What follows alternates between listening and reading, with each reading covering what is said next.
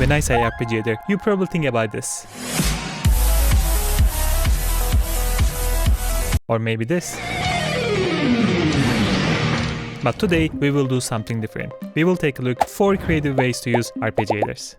Number 1, double arpeggiator. We are all used to use a single arpeggiator in a chord like this.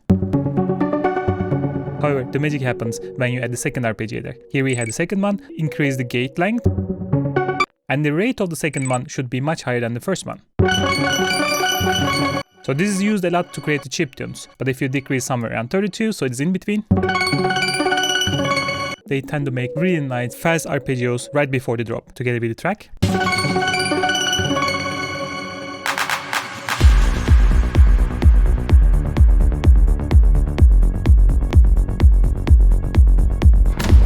Number 2, creating humanized percussions. So I had this loop.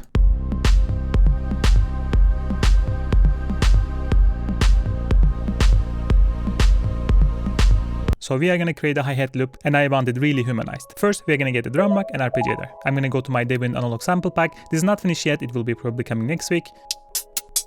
Let's put the arpeggiator first 16th, and if you put one single note, it will be very robotic, always same.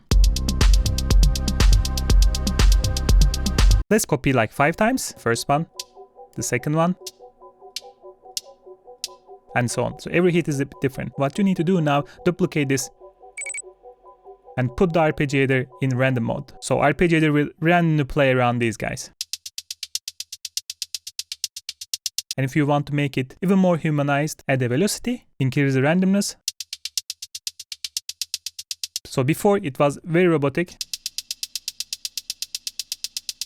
and after it got very humanized. Together with the track.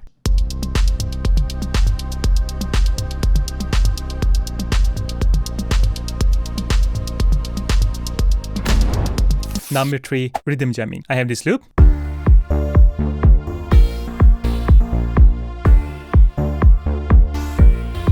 So we need some hats on top of this. We will start as usual, a hi-hat sample in a drum rack.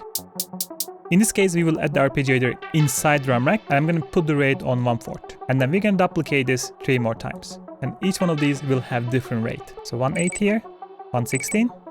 So if I play it now on my push, for example, and after some jamming, now we have this. And together with the loop.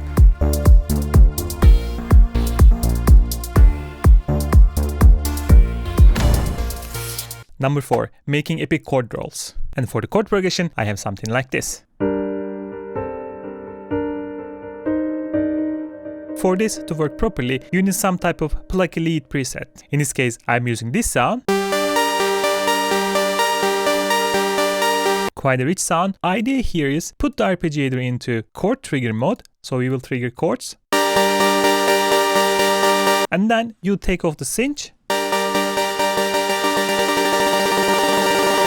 So you can freely change the rate, and then you group them together, and then you need to macro rate and the gate of the arpeggiator. So I click on the map. The first one will be rate to the first one. The rate, we want to start it from 20 upwards around maybe 350. And then we take the gate again to the same macro map, and the gate will be around 20 to up to 100. The idea is when I open this macro, the gate will be longer, sustained, and the sound will slow down. And when I close it, it will go faster and the gate will be shorter. If you take a look.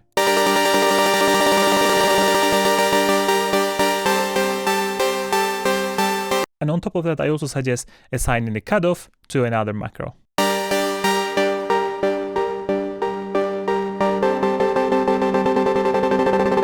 But still not ready yet, then I would suggest getting one big whole reverb, and the second one will be 2 delays. The first one is longer.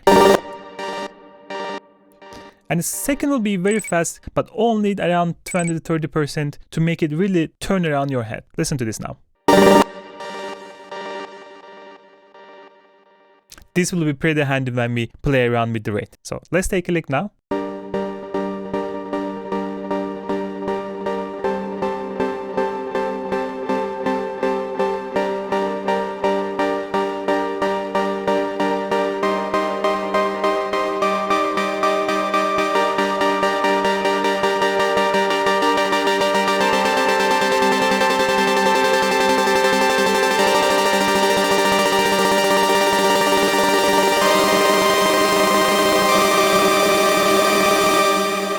please consider subscribing.